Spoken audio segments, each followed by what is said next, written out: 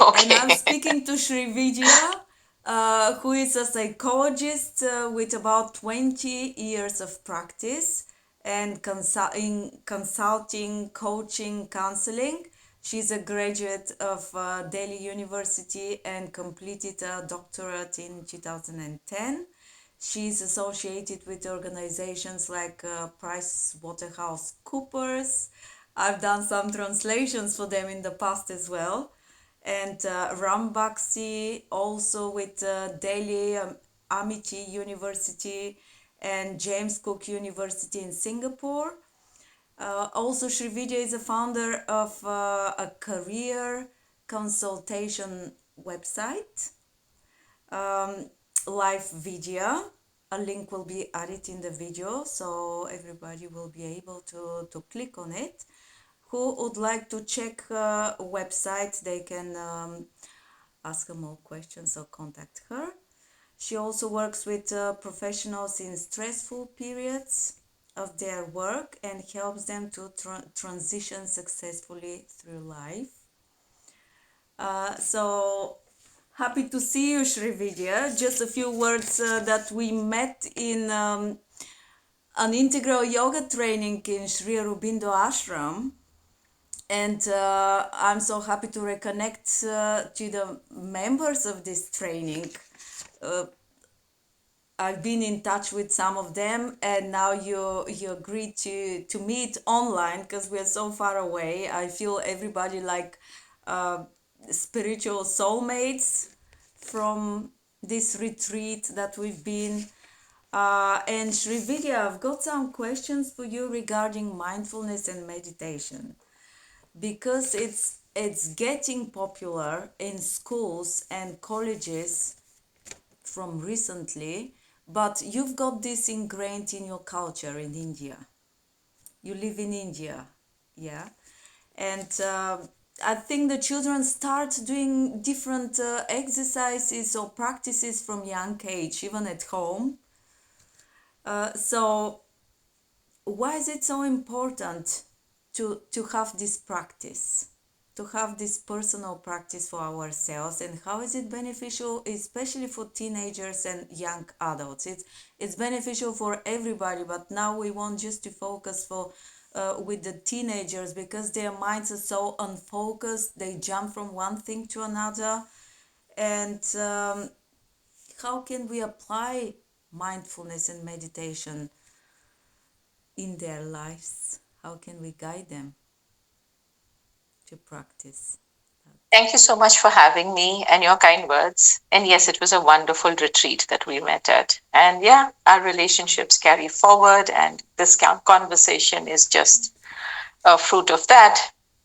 So, yes, when I work with teens, parents, and professionals, and we're talking about the younger ones, one of the things that constantly comes up as a botheration is how they are so overwhelmed with information, with gadgets. They're having to scroll all the time. They don't know what to focus on.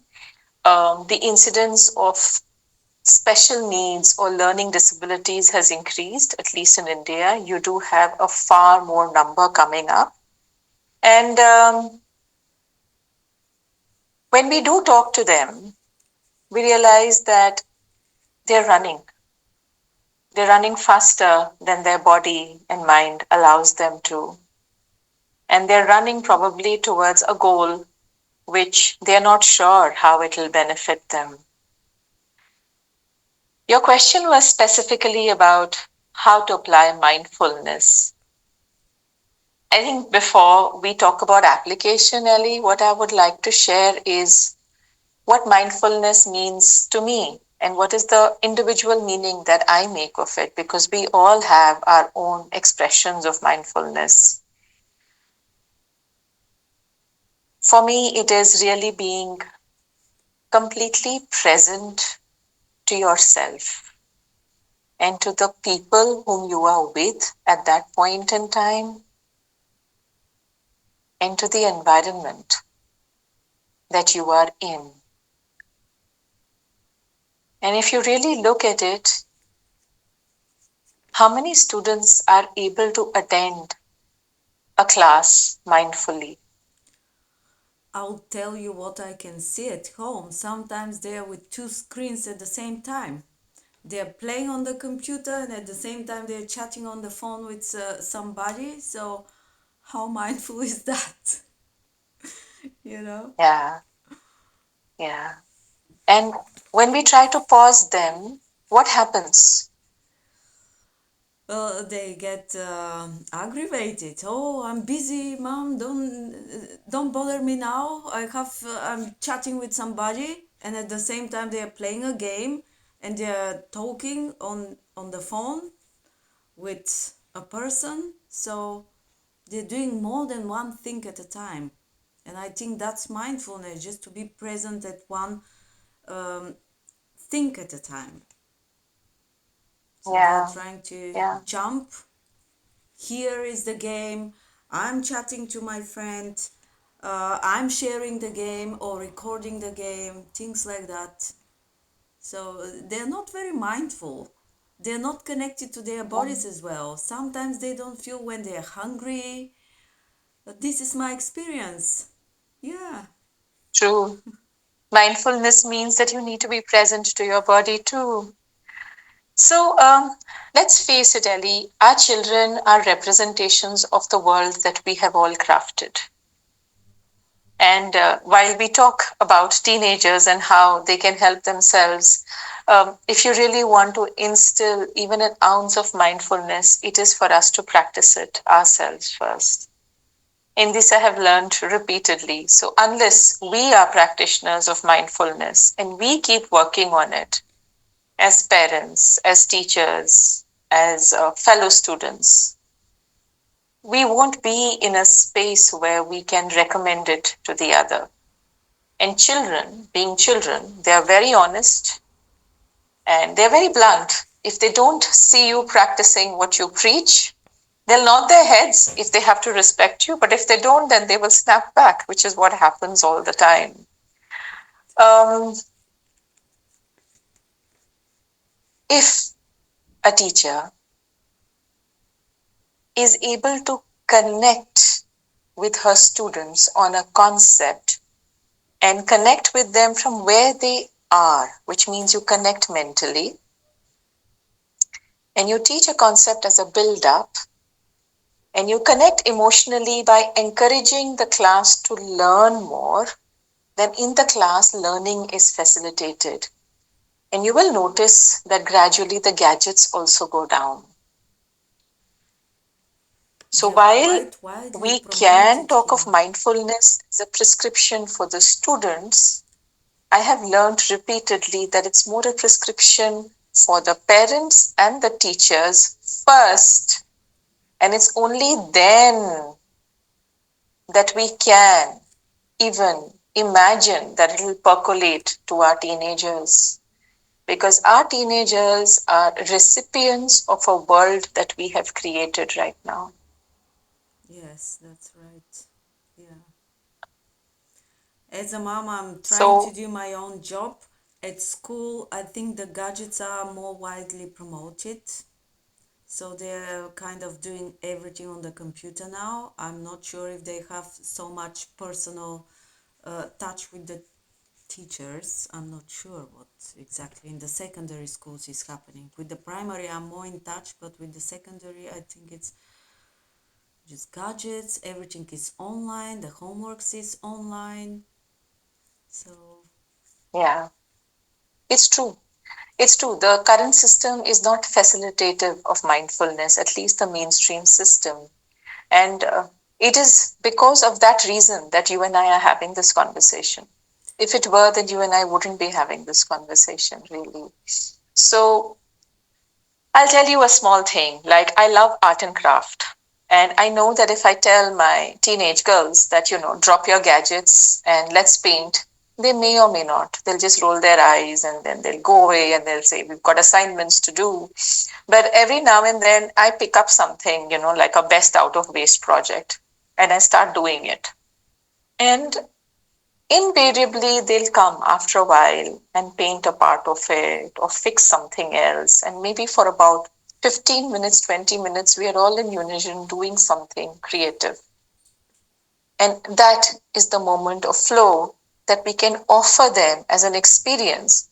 And it's not crafted, it's because I chose to be present to my need for just doing something with my hands and being creative and allowing that to happen. And the moment I did that, they will join if they feel ready and inclined to do so. We can only create the environment of mindfulness, Ellie. Yes, that's So right. the more you do your yoga, and you're an amazing yoga practitioner, and I'm sure you've experienced days wherein you're very aware of your body and your mind, and your postures just fall like so amazingly. The flexibility of your body just seems 10 on 10.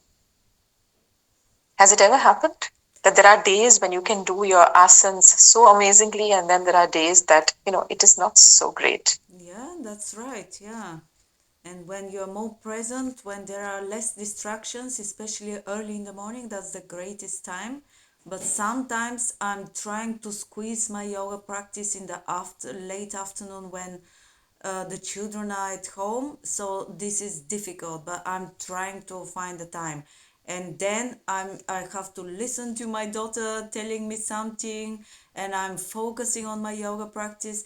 And it's amazing what you're saying, that she would join after a time. She would join with what I'm doing, and she would take another mat next to me. Otherwise, if I ask her, can you come and join me? No, I want to do something else. But since I opened my mat and start practicing, she would start telling me, distracting me, but I keep focusing on what I'm doing, and she would join after a time. That's interesting. Yeah, so when I'm Yeah, present, they do she join. also is. Yeah. And At the also, end of the day, they are picking the energy which is around. yes, true. What will help is if we can educate them and make them aware that they are only picking the energy that is around. They can craft their own environment if they want to. That would be powerful.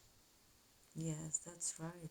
So you think this recent conditions, I think there are recent conditions. As a psychologist, you may have more observation on that, like ADHD, attention deficit disorder, autism. It's been for years, but recently they talk, and so many children are classified as autistic. And I've been working with autism in the past for many years. At schools also, I've been an ABA therapist working one to one, and they really need something to be grounded because it seems they're everywhere. Their attention could be drawn to anything around them. So, do you think Yeah. mindfulness and meditation, any kind of grounding practices, would benefit these conditions like lack of focus, attention deficit disorder? I'm not sure about autism, but what's your experience? I've noticed that usually, even if they are not particularly interested in being attentive in class, they have an amazing talent for something. It could be music, it could be dance, it could be instrumental, it could be, something to do with art and craft. So the more we connect with them through those mediums and give them more time to probably play or play that instrument and give time for that particular talent to flourish rather than expecting them to fit into the normal curve of what is considered socially acceptable behavior at that time, we would be probably in a place where we are learning to accept them, because that's the first thing. Become aware of yourself and of your surroundings. Become accepting of yourself and of your surroundings, which includes your child, Non-judgmentally? and be loving about yourself and your surroundings, which means you love the child for their characteristics that they show. And in that unconditional love, then you get guided to engage with them in what they enjoy doing. And that in itself becomes the most therapeutic experience. And they learn, they flourish. The increasing incidence is probably got to do with a lot of differences in the way in which children are reared. The early years, the amount of social interaction is much lower in nuclear families now. Before, we would have somebody talking to the child almost all the time, and that's how they would learn language. But now, with the absence of that, language development is delayed. So we have a lot of sociological factors which are again a result of the economic speed or the economic demands of what the mainstream world likes or wants, which is then again becoming demonstrated in the child. So when you see the child as a soul that you need to nourish, give love to, grow through as a parent too, by nourishing the person, then you would actually spend time with the child. But that philosophy is put aside, and we are, as parents, under pressure to put our children in daycare centers, creches very early because our financial demands are such. So even then, if one could spend an hour with the child, maybe in a week, and that's not asking for too much, but just be with the child and become a child yourself Yeah. without looking at it as I need to now babysit my child. Don't turn it into a chore, but turn it into something that you enjoy, Yes. Yeah. and the magic happens. They love spending time with us, and it's like a luxury nowadays. Most of the times I'm Yeah. coming home late at night, so like 8 o'clock, and this is the time when they're ready to go to bed. So my daughter is really craving this time with mommy to tell me something. And even if she's tired, last night, for example, she decided it was almost 9 o'clock, and she said, "Mom, I'll come to your bed just to read you something." And I know at this time she's so tired that she can't concentrate anymore because this is her sleep time.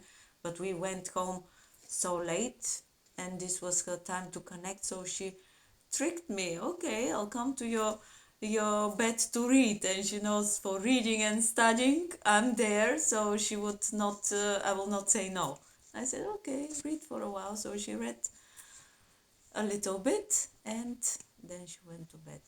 So they would do anything to connect with us at some point. Yeah. And isn't that a luxury for us as parents to want to have children who want to connect with us? I mean, that's the point that I'm trying to make here, Ellie. We need them as much as they need us. And it is Yes. that breakdown in communication and the lack of time, and where she had to play a trick to say that I'm going to read or study. So, because those are the labels that will work with mama. But if she said, I just want to have fun and chat for a while, she knows she's not going to get that time. Yes, that's right. Yeah, but this time in the beginning, oh, I'll come to your bed. So I thought, oh my goodness, I want to go to bed. I need to go to bed now because I'm so tired already. I was starting very early in the morning and tired already. But thanks God because we were talking about mindfulness today. So okay, I'll give this time. Usually I would say, you go to bed. It's your time already. I'll push them to the routine. But yes, we had a lovely time. Yeah. And also, I want to ask you about older ages. So, my daughter is 9 now, so they're not very young children, they're children, but with teenage people, they need already to have some idea about what they want to do in life. And I think the schools, not sure how it's in India, but here they are trying to think about their profiles they want to study, to profile them towards something. And many times I ask my son, and he says, I don't know what I want. I don't know what I want. He's here 10 now. He's here 9 now, but they need to start thinking of these subjects that they will go deeper. Is mindfulness helping? So being connected to yourself, they will know more what they want to know to do in life. So many times I had the answer, I don't know, even his friends, when we meet with them, do you know what you want to do? Oh, not yet, it's early yet, but it's not very early, to be honest, because after a few years, after 2 years, they have to already know what they want to study, if they want to go college or if they want to have a gap to work and see how it is. So,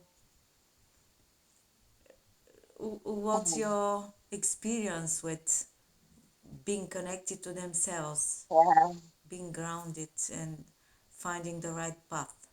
Well, if the education system had a subject, know yourself, in addition to English, maths, science, social studies, then how wonderful it would be. And Yes. I think that's what's missing in the education system, because they will know a little bit about literature, they will know about the writers of the world, they will be able to tell you about the geography. But if you were to ask them, what makes you tick? When do you find yourself flowing?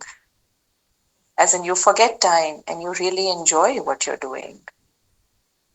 What was the one thing that you really enjoyed or felt that that was a huge achievement in your life? When did you feel not so fulfilled? What was it that brought you down? And what is it that energizes you? When do you feel less energized?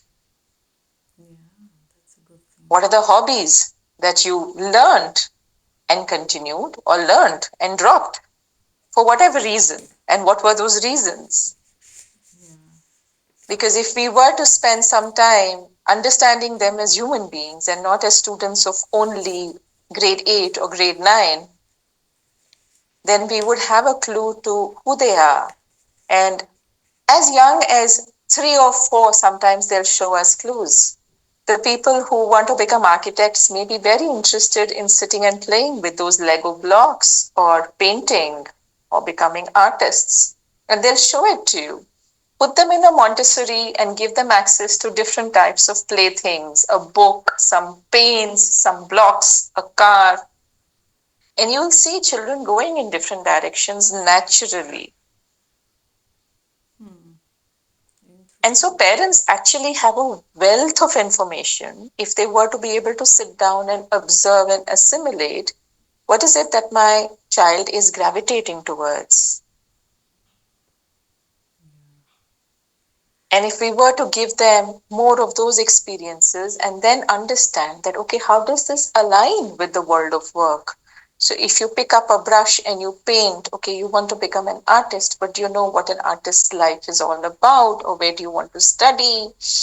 Or do you love music? Then do you want to become a musician, or you want to be in the back end doing the audio technology? Or if you sit and love concocting things and looking at braking remotes and braking bikes, maybe you're a mechanical engineer, because it's the braking that is telling you that they can build it back. So we look at clues from the very beginning, and we keep asking children, when you're doing something, ask yourself, does this make me happy? Do I feel energized? Do I feel that I'm expressing a part of myself? Because if you are, then that's closer to what is your strength, what you want to do, what your true talents are. And it's an organic process, Ellie, if it were done beautifully, but we can't. So we superimpose it over an education system. But in my practice, then I still provide a lot of space for that reflection and ask them those questions. And then we use a lot of tools of psychology then to help us assimilate and understand what's likely to be in alignment with this particular teenager, which are the areas, because there isn't any one area. I mean, we believe that God gives us lots of gifts, but which are those gifts? Let's discover them. That's the gift that we try to uncover. Yeah. And also, Srividya, you have a book that you've written called Helping Our Teens Land in Their Feet. The book will be available, the link will be available in the video, um, for people to check the book. And I also want to share your Instagram if you don't mind. So Oh, yeah, Vidya, yes, like yes, Vidya, definitely. and wanted to say that Vidya in Sanskrit, is it in Sanskrit or in just Indian language? Here I could be a bit confused. It means Yeah, knowledge. So life Vidya is yeah, knowledge it's a of Sanskrit life word. actually. Yeah. Yeah, because just we've got few minutes to finish.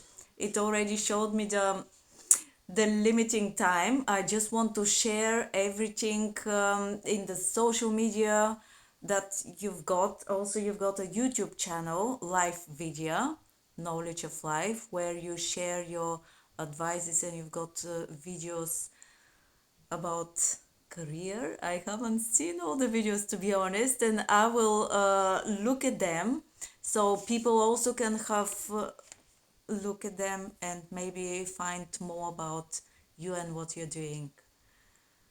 Yeah, thank you so Thank you much. so much, Ali. Yeah, today's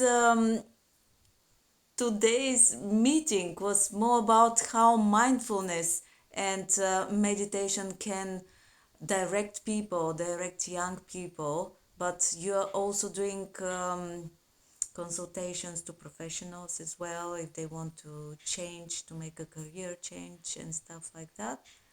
So thank you, Srividya, for Yes. sharing your experience with me and with everybody. And Thank you so much, Eleonora, for having me here. Thank you so much to all the viewers, and thank you. and hopefully we'll see you face to face anytime soon. We never know. Come to India soon. I would like so much. And thank you. It's lovely meeting you like this. And thank you for the opportunity to speak and to share, Eleonora. The lights, your face, your eyes, exploding like fireworks in the sky. Set fire, touching on your body while you're pushing on me. Don't you in the party? I could do this all week. We'll be dancing till the morning, go to bed, we won't sleep. Drama, drama, drama, kiss it down.